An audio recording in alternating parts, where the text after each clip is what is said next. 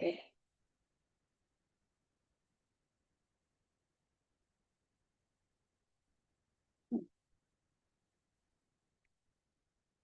Hare Krishna. Hare Krishna Shalini Mataji pranams. Hari Bol.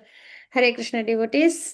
நம்ம L2 level 2 கிளாஸ்ல பகவத்கீதை கிளாஸ்ல இருக்கோம். அதில் நம்ம சாப்டர் 6 நம்ம நல்லபடியாக பகவானோட அனுகிரகத்தில் பார்த்துட்டு இருக்கோம் கிருஷ்ணாவோட பிளெஸிங்ஸ்ல. இப்போ நம்ம வந்து மங்களாச்சரண் ஆஃபர் பண்ணிட்டு நம்ம அப்படியே நம்ம கிளாஸ் நம்ம ஸ்டார்ட் பண்ணுவோம். ஹரே கிருஷ்ணா. ஜானகி மங்களாச்சரண் ஆஃபர் பண்ணி கொடுக்குறீங்களா? நல்லது. ஹரே கிருஷ்ணா. ஓம் நமோ பகவதே வாசுதேவாய. ஓம் நமோ பகவதே வாசுதேவாய. ஓம் நமோ பகவதே வாசுதேவாய. ஓம் அஞ்ஞான திவரஸ்ய ஞானார்ஜுன கலாகய சசிர் உன்மீலிதம் ஏன தஸ்மை ஸ்ரீ குருவே நம. ஸ்ரீ சைதன்ய மனோபீஷ்டம் சாபிதம் ஏன பூத்ததே ஸ்வயம் ரூபம் கதாமாகியம் ததாதி ஸ்வயம் பதாந்திகம் வந்தேகம் ஸ்ரீ குரு குரோக ஸ்ரீயுத பத கமலம் ஸ்ரீ குரு வைஷ்ணாம்ச ஸ்ரீ ரூபம் ஜாகிரசாலம் சககண ரகுநாதாமிதம் தம் சதீவம் சாத்வைதம் சாவதேவம் ஹரிஜன சகிதம் கிருஷ்ண சைதன்ய தேவம் ஸ்ரீ ராதாகிருஷ்ண பாதம் சககண லலிதா ஸ்ரீ ஷாகாம் ஏ கிருஷ்ணா கர்ண சிந்து தீனபந்து ஜெகத்பதி கோபேஷா கோபிகா காந்தா ராதா காந்தா நமஸ்துதே சப்தகாஞ்சன கௌராங்கி ராதே விருந்தாவனேஸ்வரி விஷபானு சுதே தேவி பிரணமாயி ஹரி. வாஞ்ச கல்பதர்ஷ சா கிருபா சிந்து சிந்துப்பிய ஏவச வச்சிதானாம் பாவனைய வைஷ்ணவேப்போ நமோ நமः. நமோ மகா வதந்தாய கிருஷ்ண பிரேம வதாயதை கிருஷ்ண கிருஷ்ண சைதன்ய நாமனே கௌரதேஷ நமக. குருவே கௌரசந்திராய ராதிகாயை ததாலியே கிருஷ்ணாய கிருஷ்ண பக்தாய தத் பக்தாய நமோ நமः. நமஹோம் விஷ்ணு பாதாய கிருஷ்ண பிரேஷ்டாய பூத்தலே ஸ்ரீமதி பக்தி வேதாந்த சுவாமினி இது நாமினி. நமஸ்தே சரஸ்வதி தேவி கௌரவாணி விசாரிணி நிர்வசேஷ சூன்யவாதி வாஸ்யாத்திய தேசப்தாரிணி ஸ்ரீ கிருஷ்ண சைதன்ய ஸ்ரீ அபேதி கதாதர ஸ்ரீ வாசாதி கௌரவ. ஹரே கிருஷ்ணா கிருஷ்ண கிருஷ்ண ஹரே ஹரே ஹரே ராம ராம ராம ஹரே ஹரே. ஹரே கிருஷ்ணா கிருஷ்ண கிருஷ்ண ஹரே ஹரே ஹரே ராம ராம ராம ஹரே. ஹரே கிருஷ்ணா கிருஷ்ண கிருஷ்ண ஹரே ஹரே ஹரே ராம ராம ராம. ஹரே கிருஷ்ண மாதை வாழ்க. ஹரே கிருஷ்ண பிரபுஜி பஞ்சாங்க பிரணாம்ஸ். ஹரி போல். ஹரே கிருஷ்ண டிவோட்டீஸ் எல்லாருக்கும் என்னோட வணக்கங்கள். பகவானோட அனுகிரகத்தில் நம்ம வந்து இப்போ சாப்டர் 6 நம்ம பார்ப்போம். ரொம்ப நல்லபடியாக மங்களாச்சரன் ஆஃபர் பண்ணி கொடுத்துருக்கீங்க பிரபுஜி. ஹரி போல். ஹரே கிருஷ்ணா. பரம்பரைக்கு ஆச்சாரியர்களுக்கு பகவானுக்கு ஏன்னா அவங்களோட பிளெஸ்ஸிங்ஸில் தான் நம்மளால் அண்டர்ஸ்டாண்ட் பண்ண முடியும், நம்மளால் அதை வாழ்க்கையில் கடைபிடிக்கவும் முடியும். அதனால அவங்க நல்லபடியாக பிரார்த்தனை பண்ணிட்டு நம்ம வந்து இன்னைக்கு கிளாஸ் நம்ம நல்லபடியாக ஸ்டார்ட் பண்ணுவோம். வேதவல்லி மாதாஜி நம்ம கிளாஸ் அப்படியே நம்ம ஸ்டார்ட் பண்ணுவோங்களா? 37 பிரபுஜி. ஹரே கிருஷ்ணா. பிரணாம் கிருஷ்ணா. மாதாஜி நம்ம இன்னைக்கு 37ல இருந்து தானே மாதாஜி நம்ம மாதாஜி. ஹரே கிருஷ்ணா. பிரணாம் மாதாஜி. ஹரே கிருஷ்ணா. யாராவது வாசிக்கிறீங்களா மாதாஜி? பிரியதர்ஷினி மாதாஜி, ஷாலினி மாதாஜி, நந்தினி மாதாஜி வாசிக்கிறீங்களா? ஹரே கிருஷ்ணா. இல்லன்னா நம்ம அப்படியே நம்ம வாசிச்சோம். ஹரே கிருஷ்ணா. ஹரி ஹரே கிருஷ்ணா. யாருக்கும் ஸ்லோகம் வாசிக்க? ஹரே கிருஷ்ணா மாதாஜி. பிரபுஜி 6:37 தானே? சரி. ஆமாங்க பிரபுஜி. 37 மாதாஜி. ஆயதி சரத்த யோ வேதோ யோக சரித மானசஹ அப்ராப்ய யோக சம்சித்திம் கிம் கிருஷ்ண கச்சதி. அர்ஜுன வினயனான் கிருஷ்ணா தன் உணர்வு பாதையினை நம்பிக்கையுடன் ஆரம்பத்தை மேற்கொண்டு பிறகு உலக எண்ணங்களினால் அது நிறுத்தி விடுபவன் யோகத்தின் பக்குவ நிலையை அடைவதில்லை. அத்தகைய வெற்றியடையாத ஆன்மீகியின் கதி என்ன? ஹரே கிருஷ்ண மாதாஜி.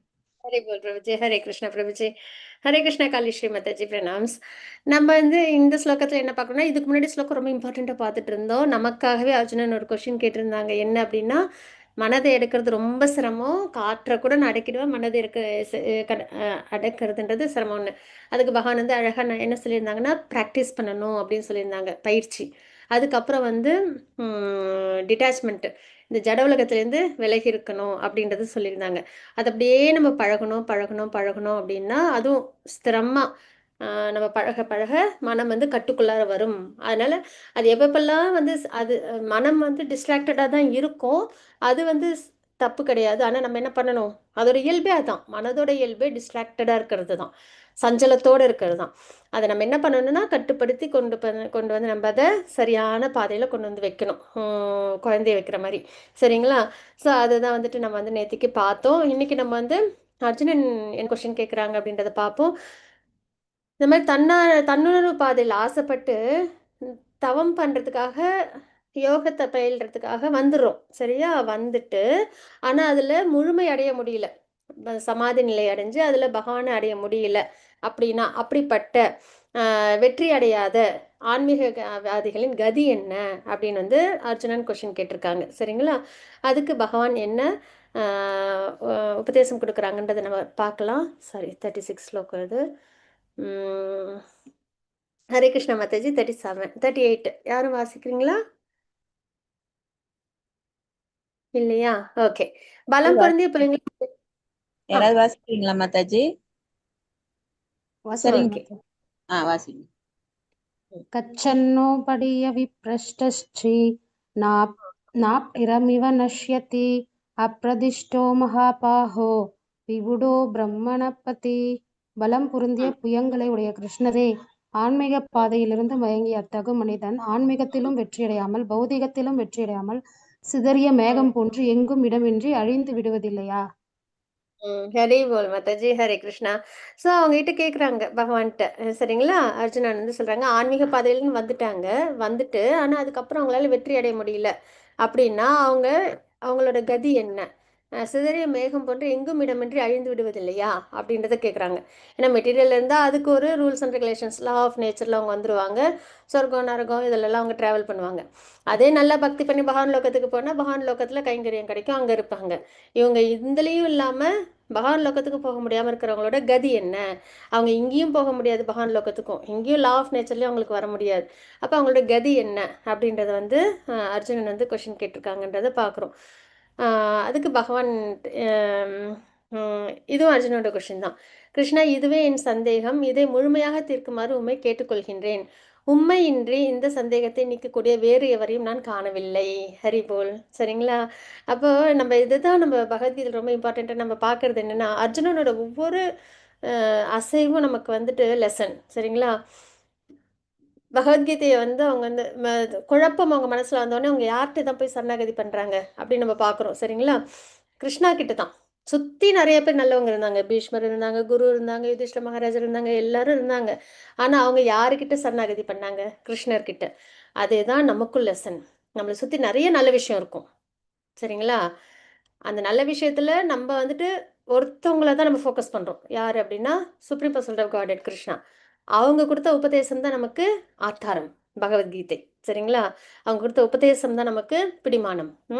நம்மளை சுற்றி நிறைய பேர் நல்லவங்க இருப்பாங்க, நிறைய நல்ல விஷயங்கள் இருக்கும். ஆனால் நமக்கு ஃபோக்கஸ் வந்து பகவானோட உபதேசங்கள் தான், பகவான் தான் அப்படின்றத நம்ம அர்ஜுனன் கிட்டேருந்து முக்கியமாக லெசன் எடுக்கிறோம். ஏன்னா அர்ஜுனன் அதுதான் பண்ணியிருக்காங்க. பீஷ்மர்கிட்ட போய் கேட்கல, எனக்கு குழப்பமா இருக்கு, போர் பண்ணட்டுமா வேணாமான்னு. துரோணாச்சாரியர்கிட்ட போய் கேட்கல. யுதிஷ்ட மகாராஜர் தர்மத்தின் உருவம், அவங்க கிட்ட போய் கேட்கல. அவங்க யார்கிட்ட தான் போய் கேட்டாங்க? பகவான் கிட்ட. அதே மாதிரி இங்கேயும் பாருங்க, அவங்க என்ன சொல்றாங்க? உண்மையின்றி இந்த சந்தேகத்தை நீக்கக்கூடிய வேறு எவரையும் நான் காணவில்லை.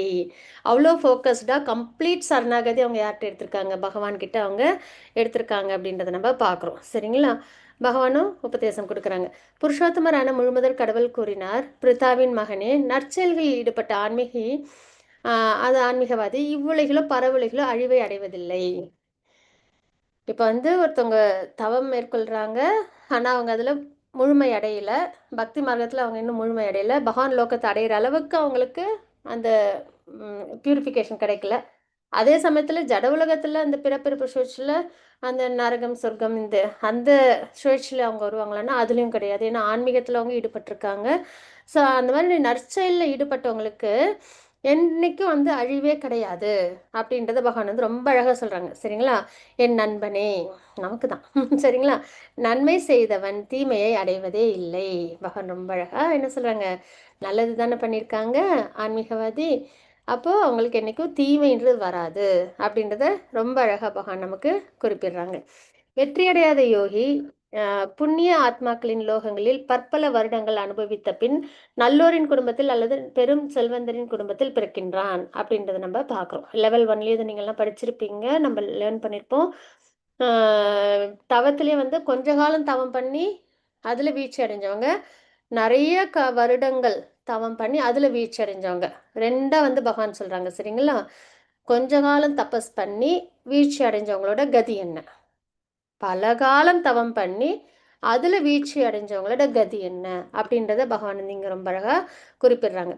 அந்த வெற்றி அடையாத யோகிகள் கொஞ்ச காலம் தவம் பண்ணி வீழ்ச்சி அடைஞ்சவங்க புண்ணிய ஆத்மாக்கள்லாம் வாழ்கிறாங்க இல்லையா, அந்த லோகத்தில் நல்ல சந்தோஷங்கள்லாம் அனுபவிச்சதுக்கப்புறம், சரிங்களா, அதுக்கப்புறம் நல்ல குடும்பத்தில் இல்லைன்னா செல்வந்தர் குடும்பத்தில் அவங்களுக்கு பிறப்புன்றது கிடைக்கும்.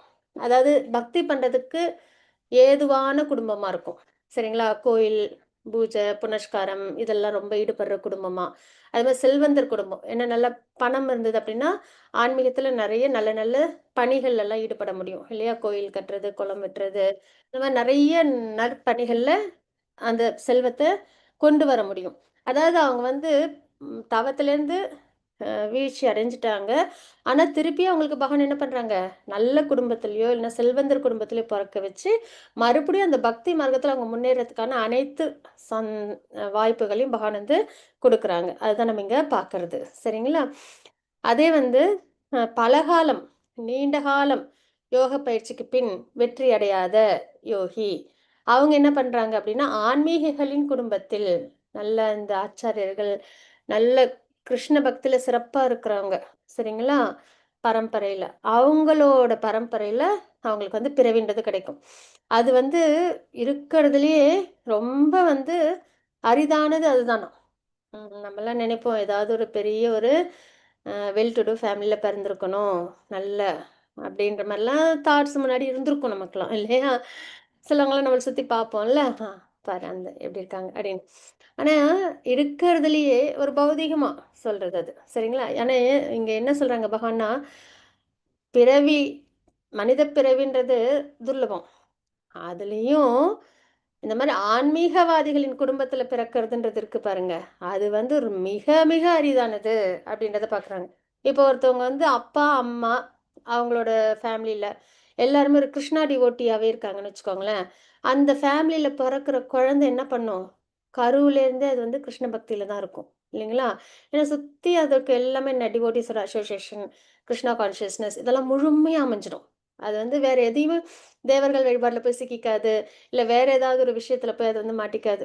ஆரம்பத்துல இருந்தே என்னன்னா அழகா அந்த கிருஷ்ண பக்தியே அதுக்கு வந்துட்டு வாழ்க்கையாவே அமைஞ்சிருக்கும்.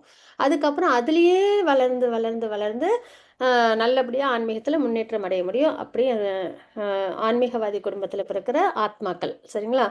ஸோ அதுதான் இருக்கிறதுலே என்னன்னா ரொம்ப அரிதா கிடைக்கிற ஒரு பிறப்பு அப்படின்றத நம்ம பார்க்குறோம். அது யாருக்கெல்லாம் கிடைக்கும் அப்படின்னா, நீண்ட காலம் தவம் செஞ்சு அதில் வெற்றி அடையாத யோகிகளுக்கு அந்த மாதிரியான வாய்ப்பு கிடைக்கும் அப்படின்றத நம்ம பார்க்குறோம். ஓகேங்களா? 43 ஸ்லோகத்தில் குரு மைந்தனே இத்தகு பிறவியை அடைபவன் தனது முந்தைய பிறவியின் திவ்ய உணர்வினை மீண்டும் பெற்று, இப்போ நம்ம எல்லாமே பார்த்தீங்கன்னா நிறைய பேர் இருக்காங்க இந்த உலகத்தில், சரிங்களா? நிறைய உயிரினங்கள் அதில் நிறைய ஹியூமன்ஸ் இருக்காங்க. எத்தனை பேர் வந்து பகவத்கீதை தெரிஞ்சுக்கணும்னு வரும்? ரொம்ப கம்மி பேர் தான் இல்லைங்களா? ஏன் நம்மலாம் வரோம், இங்கே பகவத்கீதைன்னு ஒன்று இருக்கு, அது என்ன நம்ம தெரிஞ்சுக்கணும், நம்ம கிருஷ்ண பக்தி பண்ணணும் அப்படின்னு ஏன் நம்மலாம் வரோம்? ஏன்னா முன்னாடி பிறவியில் நம்ம என்ன பண்ணியிருக்கோம், பக்தியில் ஈடுபட்டு இருந்திருக்கோம். அதில் நம்ம முழுமை அடையல, அதில் நம்ம என்ன பண்ணிட்டோம், ஃபெயில் ஆயிட்டோம். சரியா? அப்போ இப்போ நம்ம என்ன பண்ணுறோம், அந்த பக்தியை மறுபடியும் அதிகப்படுத்திக்கிறதுக்காக தான் நம்ம என்ன பண்ணுறோம், நம்ம இந்த மாதிரி பகவத்கீதை, பகவான் கிருஷ்ணா பக்தி இதெல்லாம் நம்ம தேடி வரோம் இல்லைங்களா? ஏன் அந்த ஆத்ம அது சுபாவம். போன பிறவியில நம்மளால முழுமையா பக்தி பண்ண முடியல, இப்போ நம்ம தேடி வரோம். அதுதான் சுக்ருதி அப்படின்றது. சரிங்களா? ஸோ அந்த வகையில் முந்தைய பிறவியில திவ்ய உறவினை மீண்டும் பெற்று, அதனால நம்மளுக்கெல்லாம் பகவத்கீதை மேல ஒரு பிரீத்தி, பக்தி பண்ணணும், இதெல்லாம் ஏதோ நம்ம முடிவு பண்ணி வந்ததெல்லாம் கிடையாது. இந்த கிளாஸுக்கு நீங்க முடிவு பண்ணியோ நான் முடிவு பண்ணியோ எல்லாம் வந்ததில்லை. நம்ம சுபாவம், நம்ம எங்கேயோ பக்தி பண்ணி எங்கேயோ சுக்ருதி பண்ணி அதை நம்ம சரியா பண்ணாம மறுபடியும் நமக்கு வந்துட்டு பகவான் என்ன பண்றாங்க, வாய்ப்பு தராங்க. இப்போ நல்லபடியா பக்தி பண்ணிடு அப்படின்னு சொல்லி இப்போ பார்த்தீங்கன்னா எந்த குறையும் இல்லாமல் பகவான் எல்லாமே கொடுத்துருக்காங்க. நல்லா வந்துட்டு அங்கீகரிக்கப்பட்ட பரம்பரை. அதுவும் மேங்களூர் இஸ்கானில் பார்த்தீங்கன்னா நிறைய கிளாஸஸ் நல்லா என்கேஜ் பண்ணுவாங்க நம்மள. சாண்டிங் பண்ணுறதுக்கு கலியுகத்தில் வேறு இருக்கும் ஹியூமன் லைஃப்பில் இல்லையா? ஹியூமன் லைஃப் வேறு பகவான் நம்மளுக்கு கொடுத்துருக்காங்க. அதில் உடம்புல ஆரோக்கியம் இருக்குது. கிளாஸஸ்லாம் அட்டென்ட் பண்ணுற அளவுக்கு நமக்கு செல்வமும் இருக்குது. சரிங்களா? ஸோ அந்த வகையில் பகவான் வந்து ஏதாவது ஒரு குறை கொடுத்துருக்காங்களா ஆன்மீகத்தில் முன்னேற்றம் அடையிறதுக்கு? நம்ம யாருக்காவது ஏதாவது குறை கொடுத்துருக்காங்கன்னா இல்லவே இல்லை. ஒரு குறையும் இல்லை. எல்லா நன்மையும் நமக்கு கொடுத்துருக்காங்க. அவங்க பக்தி பண்ணி இந்த பிறவியை நம்ம நல்லபடியாக கொண்டு வர்றதுக்கு. கரெக்டாக ஹியூமன் லைஃப்பில் பர்த் டெத்து லைஃப் சைக்கிளே முடிக்கிறதுக்கு அருமையான அனுகிரகத்தை பகவான் வந்து என்ன பண்ணியிருக்காங்க, அடியே ரொம்ப மாதாஜி. நிறைய ஹால்ஸ்ல நமக்கு கொடுத்துருக்காங்க. ஹரே கிருஷ்ண பிரபுஜி. ஆ அதனால பகவான் வந்து கொரோனா ஆ கொண்டாந்தாரு. கொரோனா வந்த ஆமா பிறகுதான் இத்தனை பேர்ல ஜாயின் பண்ண வேண்டிய நிர்பந்தம். ஆமா பகவான் வந்து ஆமா பிரபுஜி. எல்லாம் வெளியவே இருக்காங்களே, உள்ள ஆ வரணுமே. எல்லாருமே நாமனிஷ்ட பிரபு மூலியமா நாமனிஷ்ட பிரபு மூலியமா வரணும் இவங்க எல்லாம் உள்ள பகவானுடைய அருளால. அப்படின்றதால கண்டிப்பா இத்தனை பேர் வந்ததுல கண்டிப்பா. அதான் மெயின் ஆமா மெயின். ஆமா கண்டிப்பா கண்டிப்பா பிரபுஜி. பகவான் வந்து நமக்கு அவ்வளோ ஒரு அனுகிரகம் நம்மளுக்கு வந்து இந்த மாதிரி பக்தியில முன்னேற்றம் அடையறதுக்கு எல்லாத்தையுமே கொடுத்துருக்காங்க. சரியா? அதனால அதெல்லாம் நம்ம நம்ம வந்து குறைகளை பார்க்காம நமக்கு பகவான் என்னெல்லாம் நிறைகள் செஞ்சிருக்காங்க, என்ன அனுகிரகம் பண்ணியிருக்காங்க, அதை நம்ம வந்து எப்பயுமே கவுண்ட் பண்ணணும். அதை நம்ம நல்லபடியாக ஸ்வீகரிக்கணும். அதுதான் நம்ம செய்ய வேண்டிய விஷயம். சரிங்களா? எப்பயுமே நம்மளுக்கு பகவான் நிறைய கொடுத்துருப்பாங்க. ஆனால் ஏதோ நம்மளுக்கு இந்த மெட்டீரியல் லைஃப்பில் ஒரு சின்ன குறை இருக்கும். அதை பெருசாக நினச்சிட்டு நம்ம வாழ்நாள் ஃபுல்லாக கஷ்டப்பட்டுட்டு இருப்போம். ஆனால் நமக்கு எவ்வளோ நல்ல நல்ல விஷயங்கள் பகவான் பண்ணியிருக்காங்க. ஹியூமன் லைஃப் கொடுத்தது பெரிய விஷயம். அதுலேயும் பகவத்கீதை பாகவத்தில் நம்ம தெரிஞ்சுக்க வச்சுக்கிறது பெரிய சின்ன விஷயம். அதுலேயும் பானஃபைட் பரம்பரை அங்கீகரிக்கப்பட்ட குரு கிட்டேருந்து நம்ம லேர்ன் பண்ணுறோம். பக்தியில நம்ம முன்னேற்றம் அடையறதுக்கு எந்த குறையுமே பகவான் நமக்கு வைக்கல. இதெல்லாம் நம்ம கவுண்ட் பண்ணோம் அப்படின்னா பகவானுக்கு நம்ம மேலே எவ்வளவு பிரியம் அப்படின்றது தெரியும். அதுக்கப்புறம் அவங்களுக்கு நம்ம எப்படிலாம் பக்தி பண்ணணும்னு நம்ம ஆசைப்படுவோம். சரியா? ஸோ அதுதான். அப்போ பூர்ண வெற்றி அடைவதற்காக அந்நிலையிலிருந்து மேலும் முன்னேற்றம் அடைய முயல்கின்றான். பகவான் இந்த ஏற்பாடெல்லாம் பண்ணி கொடுத்துட்றாங்க. அந்த ஆத்மா என்ன பண்ணுது? மறுபடியும் முன்னேற்றம் அடையறதுக்கு முயற்சி பண்ணுறாங்க. நம்மளாம் தான். சரியா? ஹரே கிருஷ்ணா. அதுக்கப்புறம் 44 ஸ்லோகம். தனது பூர்வ ஜென்ம திவ்ய உணர்வின் காரணத்தால் இது வந்து ரொம்ப ஒரு நம்மளால நல்லா பார்க்கவே முடியும்.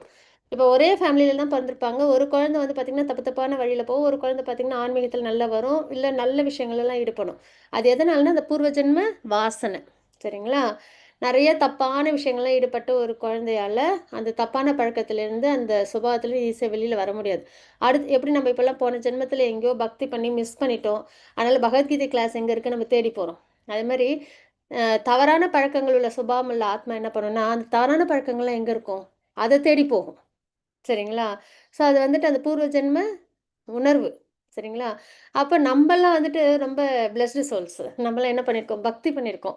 அதனால தான் நம்ம என்ன பண்ணுறோம்? எங்கெங்கெல்லாம் சத்சங் நடக்கும், எங்கெங்கெல்லாம் நம்ம பகவானை பக்தி பண்ணலாம் அப்படின்னு நம்ம தேடி தேடி போகிறோம். ஹரிபோல். இந்த பூர்வ ஜென்ம திவ்ய உணர்வின் காரணத்தால் யோகத்தின் கொள்கைகளை நாடாமலே அவன் அவற்றால் இயற்கையாக கவரப்படுகிறான். நம்மள அப்படிதானே வந்திருக்கோம். பகவத்கீதை என்னன்னு தெரிஞ்சுக்கலாம்.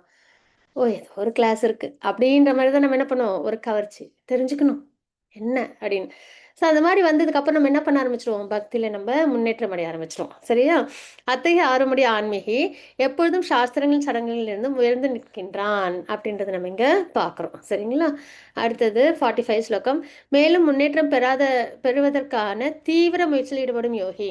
இன்னும் இப்போ எனக்கு வந்து பக்தி பண்ற அனைத்து சந்தர்ப்பத்தையும் பகவான் நல்லபடியா கொடுத்துருக்காங்க. நான் இப்ப என்ன பண்ணணும்? தீவிரமா நான் முயற்சி பண்ணணும். இனிமே நம்ப வேலை தான். பகவான் கொடுக்கறது எல்லாத்துக்குமே பரிபூர்ணமா ரொம்ப ரொம்ப சிறப்பா நமக்கு கொடுத்துட்டாங்க. நம்ம என்ன பண்ணணும்? இனிமே நம்ம தீவிர முயற்சியில ஈடுபட்டு நம்ம பக்தியில முன்னேற்றம் அடையணும். எல்லா களங்கங்களிலிருந்தும் தூய்மை பெற்று அனர்த்தங்கள், சிரமங்கள் அதுல இருந்தெல்லாம் தூய்மை அடைஞ்சு இறுதியில் அநேக ஜென்மங்கள் பயின்ற பின் சரிங்களா? பரமகதியை அடைகின்றான் அப்படின்றத நம்ம இங்க பார்க்குறோம். சரிங்களா? இது மாதிரி நிறைய பிறவிகள், அதாவது ஏத்திஸ்ட்லேருந்து ஆரம்பிச்சு ஃபர்ஸ்ட் கடவுளே இல்லை அப்படின்னு ஹியூமன் லைஃப்ல இருப்போம். அதுக்கப்புறம் தேவர்கள் பக்திக்கு வருவோம். அதுக்கப்புறம் கிருஷ்ண பக்திக்கு வருவோம். அதுலேயுமே நல்லா ஃபோக்கஸ்டா நம்ம பண்ணி பண்ணி என்ன பண்ணுவோம்? கடைசியா பரமகதியை நம்ம அடையிறோம் அப்படின்றத நம்ம பார்க்குறோம். சரிங்களா? இப்போ நம்ம வந்து 46 ஸ்லோகம் நம்ம பார்க்குறோம். தவம் புரிபவன் ஞானி மற்றும் பலனை எதிர்பார்த்து செயல்படுபவனை காட்டிலும் யோகியில் சிறந்தவனாவான். அதாவது வந்து பக்தி யோகம் செய்கிறவங்க வந்து மற்ற யோகத்தை விட சிறந்தவங்க அப்படின்றத நம்ம இங்கே தெரிஞ்சுக்கிறோம். அர்ஜுனா, எல்லா சூழ்நிலையிலும் யோகியாக இருப்பாயாக. நமக்கும் நமக்கும் அந்த அனுகிரகம் கொடுக்குறாங்க. சரியா? அதாவது தவம் புரிபவன் யாரு? அஷ்டாங்க யோகம் ஃபாலோ பண்ணுறாங்க, ஞான யோகத்தை ஃபாலோ பண்ணுறாங்க, பலனை எதிர்பார்த்துனா கர்ம யோகத்தை ஃபாலோ பண்ணுறவங்க. இவங்க எல்லாரையும் காட்டிலும் யோகின்றவங்கள யாரும் சொல்கிறாங்க? பக்தி யோகத்தை ஃபாலோ பண்ணுறவங்க சிறந்தவன் ஆவான். பக்தி யோகம் தான் இருக்கலே உயர்ந்தது. ஏன்னா அடுத்தது நம்ம பார்க்க போகிறது பக்தி யோகம் தான். சரிங்களா? 6வது அத்தியாயம் வரைக்கும் கர்ம யோகம் பார்க்குறோம். 7வதுலேருந்து 12வது வரைக்கும் பக்தி யோகம் தான் நம்ம பார்க்க போகிறோம். எப்படி 5th சாப்டரில் வந்துட்டு அஷ்டாங்க யோகத்துக்கு ஒரு முன்னுரை கொடுத்துருந்தாங்களே பகவான், அது மாதிரி இப்போ 6th சாப்டரில் 46, 47 ஸ்லோகம், லாஸ்ட் 2 ஸ்லோகம், இதில் என்ன சொல்கிறாங்க? பக்தி தான் உயர்ந்தது அப்படின்றத பகவான் வந்து சொல்கிறாங்க. ஸோ அடுத்ததுலேருந்து பக்தி யோகம். ஸோ அதில் சிறந்தவன் யார் அப்படின்னா பக்தி யோகம் பண்ணுறவங்க. எனவே அர்ஜுனா, எல்லா சூழ்நிலைகளிலும், எந்த சூழ்நிலையாக இருந்தாலும் சரி, டிவோட்டிஸை பொறுத்த வரைக்கும் நரகத்தில் போட்டாலும் பக்தி பண்ணுவாங்க, சொர்க்கத்தில் போட்டாலும் பக்தி பண்ணுவாங்க. சூழ்நிலையெல்லாம் ஒரு பொருட்டே கிடையாது. எனக்கு இந்த சூழ்நிலை இருக்கு, அதனால நான் பக்தி பண்ணல, அப்படி இருந்திருந்தா நான் பக்தி ஒரு வேளை பண்ணியிருப்பேன் அப்படிலாம் சொல்லவே மாட்டாங்க. காரணமே சொல்ல மாட்டாங்க பண்ணாததுக்கு. பண்ணாமல் இருக்கவும் மாட்டாங்க பக்தியை. சரிங்களா? எந்த சூழ்நிலையில போட்டாலும் அவங்க என்ன பண்ணுவாங்க? பக்தியை ரொம்ப சிறப்பாக அவங்க பண்ணுவாங்க. அந்த வகையில் பகவான் நமக்கு என்ன பண்ணுறாங்க? பிளெஸிங்ஸ் கொடுக்குறாங்க. எல்லா சூழ்நிலையிலும் பக்தி யோகியாக இருப்பாயாக. நம்ம நல்லபடியாக ஸ்வீகரிச்சுக்கணும். சரிங்களா? அதுக்கு அடுத்தது 47 ஸ்லோகம். மேலும் எல்லா யோகிகளுக்கு மத்தியில், லாஸ்ட் ஸ்லோகம் 6th சாப்டரில், மேலும் எல்லா யோகிகளுக்கு மத்தியில் எவனொருவன் பெரும் நம்பிக்கையுடன், எல்லா யோகிகள்னா அந்த கர்மயோகம், ஞான யோகம், அஷ்டாங்க யோகம், இந்த யோகிகளுக்கு மத்தியில் எவனொருவன் பெரும் நம்பிக்கைன்றது மஸ்ட்டு. சரிங்களா? ஆன்மீகத்தில் மனுஷன் எழுதுனது, கடவுள் இருக்காங்களா அப்படிலாம் நினைக்கக்கூடாது. பகவான் இருக்காங்க, இதெல்லாம் பகவான் கொடுத்தது வேதம், நமக்கு அவங்க பானஃபைட் பரம்பரா மூலியமாக கொடுக்குறாங்க.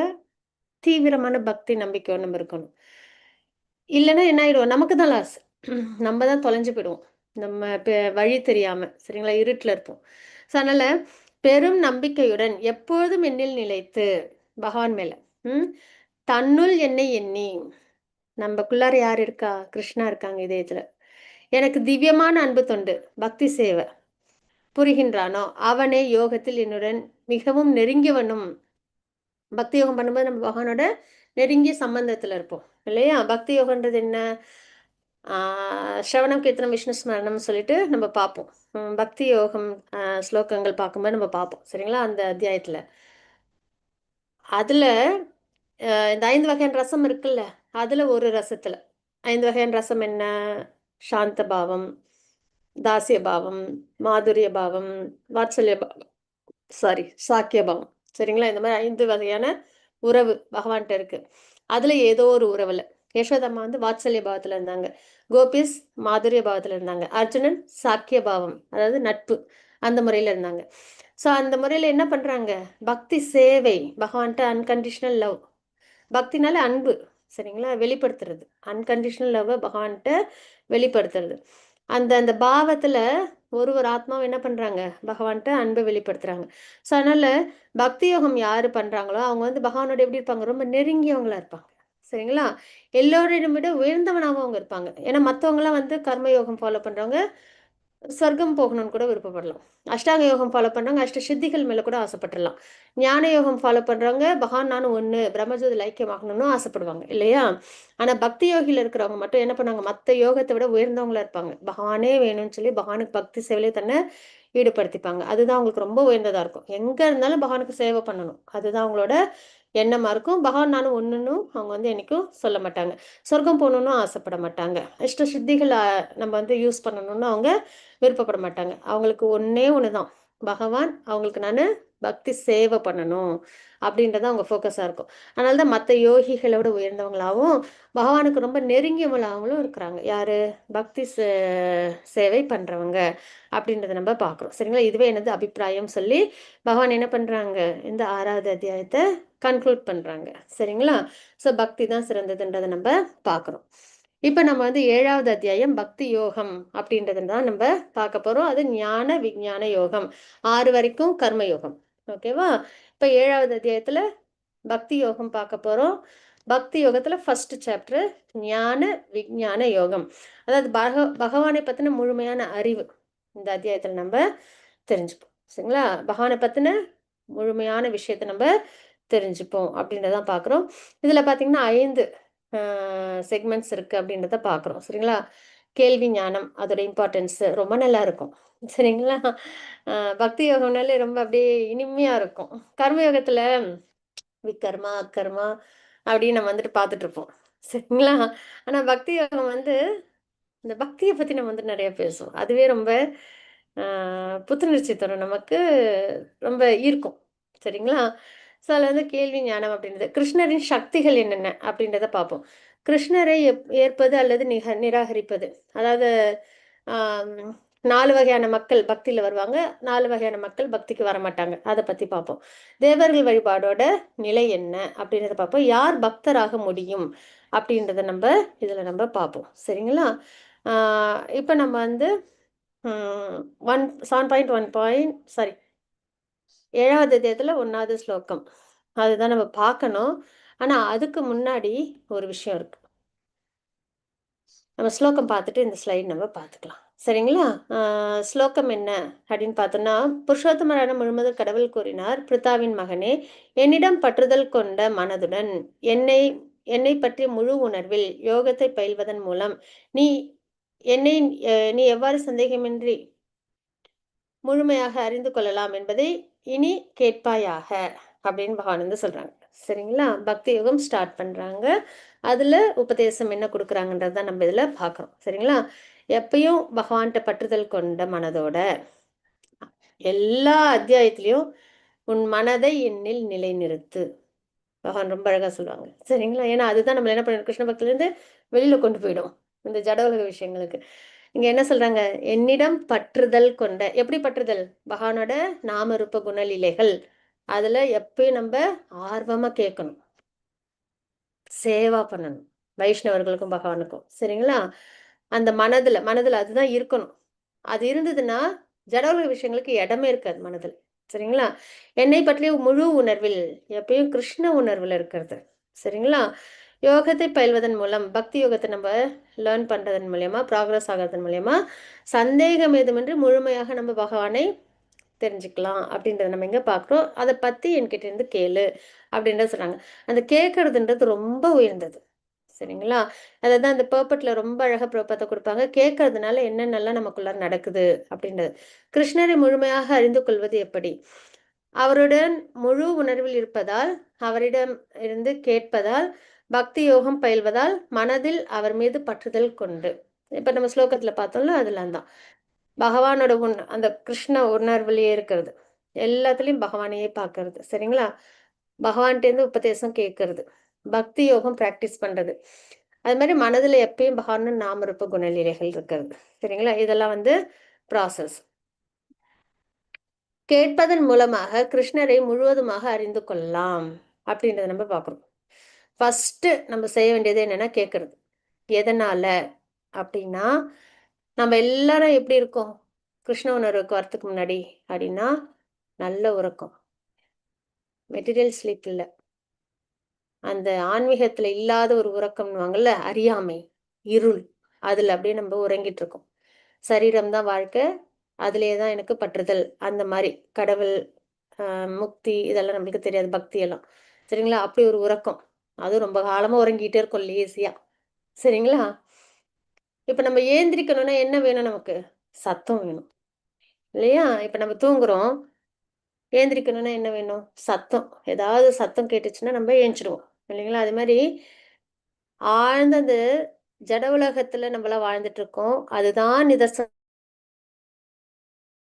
நினைச்சு வாழ்ந்துட்டு இருக்கோம். இதுல நம்ம ஏந்திரிக்கணும்னா என்ன வேணும்?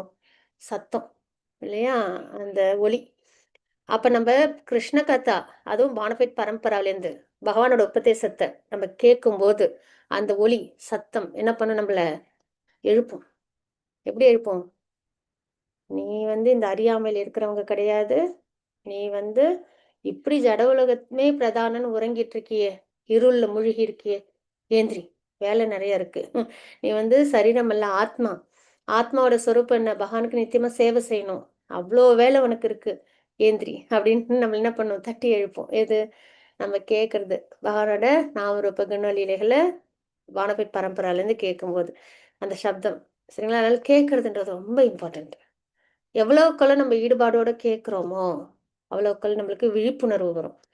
பொறுமையா சத்தம் கேட்டுச்சுன்னா என்ன பண்ணுவோம்? ஏந்திரிக்கிறது சிரமம், கவனிக்க கூட மாட்டோம், தூங்கிடுவோம்.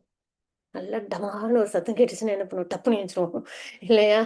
அது மாதிரி எவ்வளவுக்கு எவ்வளோ கிருஷ்ணனை பத்தி நம்ம கேட்குறோமோ அவ்வளவு சீக்கிரம் நம்மளுக்கு முழிப்பு வந்துடும்.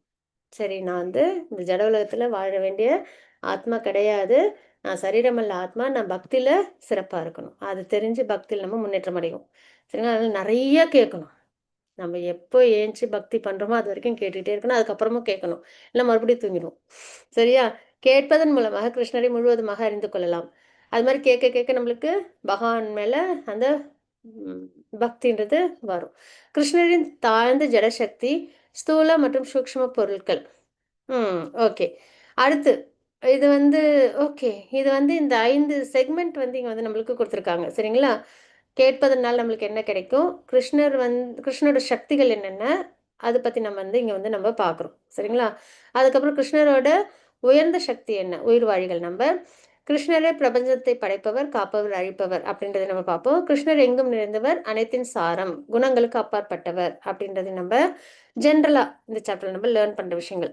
இங்க வந்து கிருஷ்ணரை பத்தி கேட்கறதுனால என்னென்னலாம் நம்மளுக்குள்ளார நடக்கும் அப்படின்றத பர்பட்ல ரொம்ப அழகா கொடுத்துருப்பாங்க. சரிங்களா? அதுதான் இந்த 2 ஸ்லைடும். ம் நம்ம வந்து கேட்குறோம். சரிங்களா? கேட்கும்போது என்ன ஆகுது? இப்ப நம்ம வந்து ஒரு மூவி பார்க்குறோம்னு வச்சுக்கோங்களேன், இல்ல ஒரு சினிமா பாட்டு கேட்குறோம்னா, ஒண்ணும் வந்துட்டு இது கிடையாது. சும்மா அது சென்ஸ் கிராட்டிஃபிகேஷன். நம்மளுக்கு ஒண்ணும் முன்னேற்றம்லாம் கொடுக்க போறதில்ல. அப்படியே அது நம்மள ஒரு லேசி லைஃப்ல வச்சிருக்கோம். அவ்வளோதான். சும்மா ஒரு சின்ன சின்ன சந்தோஷம். அவ்வளோதான். ஆனா நம்ம இதே வந்து கிருஷ்ணாவ பத்தி கேட்குறோம்னு வச்சுக்கோங்க. நாமம், ரூபம், குணம், லீலைகள். இதயத்துல யார் இருக்கா நம்ம கூட? பகவான். அவங்க என்ன பண்ணுவாங்க?